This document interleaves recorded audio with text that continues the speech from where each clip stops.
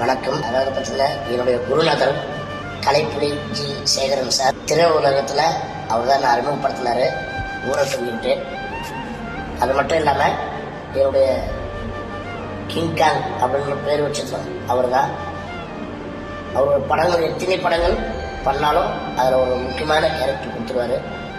ஊரை தங்கிட்டு, காவல் புனைகள், ஜமீன் கோட்டை, இந்த மாதிரி குடும்பச்செல்லு, இந்த மாதிரி நிறைய படங்கள் அவர் பண்ண எத்தனை படம் வந்தாலும் அதில் எனக்கு அந்த ஒரு கேரக்டர் கொடுத்துருவார்.